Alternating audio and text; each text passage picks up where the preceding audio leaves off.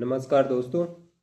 आज हम बात करेंगे एक ऐसे मुद्दे पर जो इस समय अब पूरी दुनिया में एक बहुत ज़्यादा चर्चा का विषय बन चुका है। जी हाँ, उस बात करते हैं हाल ही में उत्पन्न हुए ईरान में जो जिस तरह का वहाँ विद्रोह हुआ और जो अंतर्राष्ट्रीय में स्तर पे जो तनाव की स्थिति बनी है और जो ईरान में जो इस समय संकट है, उस पर हम बात करते हैं कि जो ईरान में इस समय जो सिचुएशन है वो एक सिर्फ एक देश की उसमें समस्या नहीं, जिसने पूरा मिडिल ईस्ट और यूरोपियन कंट्री और पूरा नॉर्थ नॉर्थ यूएस का जो इलाका है उसमें बहुत ज़्यादा असर पड़ा है। और ये इस समय बहुत ज़्यादा चर्चा में रहने वाला एक विषय बन गया है। अब बात करते हैं कि ये संकट क्या है, ये क्यों शुरू हुआ है, इसके पीछे क्या क्या रीजन है और दुनिया में एक नया खतरा क्या उत्पन्न हुआ है। तो इससे संबंधित हम बात करते हैं कि जैसे कि अभी पिछले कुछ दिनों से ईरान के अंदर बहुत ही ज़्यादा जन आंदोलन हो रहा है। लोग वहाँ पर लाखों की संख्या में सरकार के खिलाफ आंदोलन कर रहे हैं, नारेबाजी कर रहे हैं और सड़कों पर प्रोटेस्ट कर रहे हैं। तो इसकी अब बात करते हैं, इससे संबंधित ये क्यों इस तरह की सिचुएशन बनी और ये क्या हुआ कि मतलब इसकी जो प्रमुख वजह क्या हुआ कि ईरान में इस समय आर्थिक हालात ज़्यादा अच्छे नहीं बताए जा रहे हैं। वहाँ पर जो महंगाई है वो बहुत ज़्यादा बढ़ गई है, जिससे लोगों की जो आम ज़रूरतों की चीज़ें थीं, जैसे कि यूज करने वाली जो दैनिक जीवन में जो यूज होती हैं, नॉर्मली खाने पीने वाली चीज़ें बहुत ज़्यादा महंगाई हो गई है। और ये जो टैरिफ हुआ, जो इधर जो युद्ध चल रहा है मिडिल ईस्ट में, तो इससे रिलेटेड वहाँ पर रोजगार और नौकरियां जैसी खत्म हो रही हैं और जो व्यापार है ईरान का वो लगातार घाटे में जा रहा है। तो इसके कारण वहाँ पर बहुत ज़्यादा इस समय जो वहाँ की जो जनता है, वहाँ की जो युवा हैं, वो सरकार के खिलाफ लगातार प्रोटेस्ट कर रहे हैं। और तो लोगों का ये सब सवाल है कि सरकार के को हमें रोजगार से संबंधित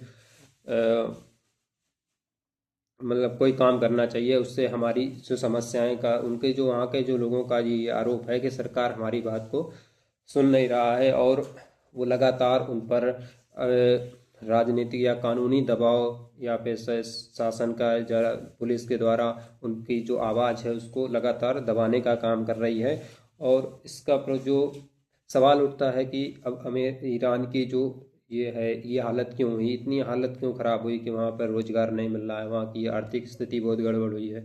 उसका जो प्रमुख कारण है कि जो इस समय जो मिडिल ईस्ट में जो ईरान और इजराइल का जो युद्ध चल रहा है, इससे संबंधित जो जो अमेरिका है, अमेरिका ने ईरान पर बहुत ज़्यादा कड़े प्रतिबंध लगा दिए हैं। जैसे कि पता है कि जो खाड़ी देश हैं कि जो खाड़ी देश में जो ईरान की जो अर्थव्यवस्था है वो तेल पर निर्धारित है, तेल पर ही पूर्णतया उनका जो विदेशी व्यापार चलता है। और अमेरिका ने ईरान के जो तेल एक्सपोर्ट कंपनियां हैं उन पर प्रतिबंध लगा दिया है।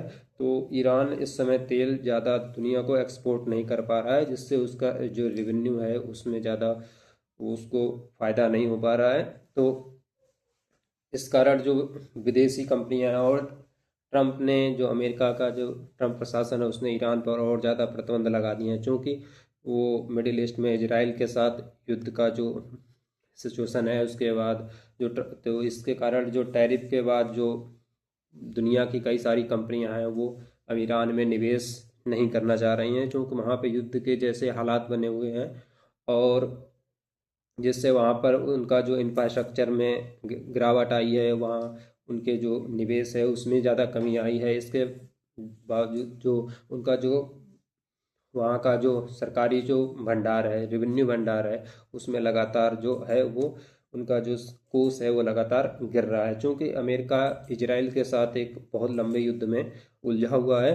तो इन प्रतिबंधों का असर जो है इस तरह से जो वहाँ की जो सरकार की ज़्यादा वहाँ की जनता को उस पर ज़्यादा ही नुकसान उठाना पड़ रहा है, क्योंकि वहाँ की रोज़मर्रा की जो चीज़ें हैं वो बहुत ही ज़्यादा महंगी हो गई हैं। और जो सरकार ने वहाँ पर ईरान में कुछ कि सरकार ने वहाँ पर बहुत ज़्यादा कुछ आम जनता पर कुछ बहुत ज़्यादा सख्त नियम भी लगा दिए हैं, जिसमें जैसे कि उनको सरकार के खिलाफ आंदोलन करने की जो आज़ादी थी उसको बहुत सीमित कर दिया है। लोगों को सोशल मीडिया पर जो अभिव्यक्ति की स्वतंत्रता का जो हक था वो कि उसको बहुत ही ज़्यादा कठोर तरीके से, कानूनी तरीके से उसको दबाया गया है। और वहाँ के लोगों की ये जो वो है, उन्होंने इस तरह के आरोप लगाया है कि सरकार उसकी आवाज़ को दबाना चाह रही है। और ईरान ने सोशल मीडिया पर बहुत ज़्यादा कड़े प्रतिबंध लगा दिए हैं।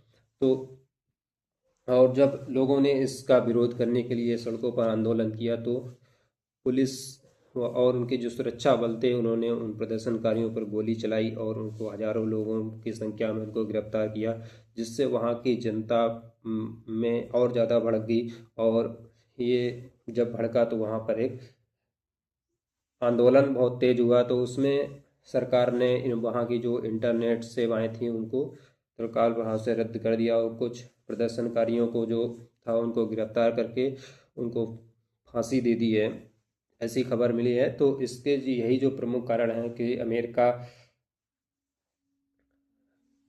के और जो ईरान के जो संबंध थे वो पहले से ही बहुत ज़्यादा खराब थे। तो उस कारण वहाँ पर जो है वो आंदोलन बहुत ज़्यादा भड़क गया है। और अमेरिका और ईरान के जो संबंध थे वो इस कारण खराब हुए क्योंकि दोनों ही देश एक दूसरे के बहुत ज़्यादा इस समय जो है कट्टर दुश्मन कहे, एक तरह से कहें तो इस समय कट्टर दुश्मनी है। क्योंकि उधर जो ईरान है वो इजराइल जो कि अमेरिका का समर्थक है और इसके साथ एक लंबे युद्ध में युद्ध कर रहा है। तो इसकी वजह भी है अमेरिका। और दूसरा जो ईरान है वो अपने न्यूक्लियर प्रोग्राम को जारी रखे हुए है, यानी कि वो परमाणु हथियार बना रहा है। तो इसके कारण भी अमेरिका उस पर भारी टैरिफ लगा रखे हैं कि अमेरिका को इस बात का डर है कि ईरान परमाणु शक्ति संपन्न देश बन रहा है, जो कि मिडिल ईस्ट के लिए खासकर इजराइल और सऊदी अरब के लिए बहुत ज़्यादा खतरा बनेगा। और यही कारण है कि अमेरिका इजराइल को बहुत ज़्यादा एक नैरेटिव दुश्मन मानता है। तो ये मिडिल ईस्ट की जो पॉलिटिक्स है कि उनका अमेरिका का ये आरोप है, अमेरिका के ऊपर ये दबाव है कि मतलब अगर ईरान परमाणु शक्ति संपन्न देश बना, जो उसके जो मिडिल ईस्ट पे जो उसके समर्थक देश हैं जिसमें सऊदी अरब है और इजराइल है, इनकी शक्तियाँ थोड़ी सी कमज़ोर हो सकती हैं। और यही एक प्रमुख कारण है कि ईरान और अमेरिका के बीच के जो मतभेद थे वो पहले से ज़्यादा लगातार बढ़ते जा रहे हैं। और इसका जो और ईरान ने इस मद्देनजर ईरान ने भी अपनी जो सेना है उसको ज़्यादा अलर्ट कर रखा है और उन्होंने अपनी मिसाइल जैसी टेस्टिंग की है। तो जिससे अमेरिका और ब्रिटेन जैसे देश ने भी इसको एक युद्ध का खतरा बताया है। और इसमें अब इससे प्रभाव क्या पड़ेगा कि अगर अमेरिका और ईरान के बीच की जो इस समय जो संघर्ष है इसमें दुनिया पे क्या असर पड़ेगा। क्योंकि ईरान एक बहुत ही बड़ा तेल का प्रोड्यूसर कंट्री है जो काफ़ी भारी मात्रा में दुनिया को तेल एक्सपोर्ट करता है। अगर इन दोनों के बीच का जो संघर्ष बढ़ा तो दुनिया में तेल का संकट बढ़ेगा और हो सकता है कि भविष्य में आने वाले समय में तेल की कीमतें और ज़्यादा बढ़ सकती हैं। तो अब बात करते हैं कि ये एक सिर्फ ईरान का ही मुद्दा नहीं, इससे पूरी दुनिया की जो जियो पॉलिटिक्स है और दुनिया की जो इकॉनमी और दुनिया की जो सिक्योरिटी से संबंधित है उससे बहुत बड़ा मुद्दा है। और इससे दुनिया की अर्थव्यवस्था पर और दुनिया की स्थिरता पर बहुत ज़्यादा गहरा प्रभाव पड़ सकता है। और इससे देखते हैं कि इससे क्या होता है। और फिलहाल वीडियो में इतना ही। धन्यवाद, नमस्कार।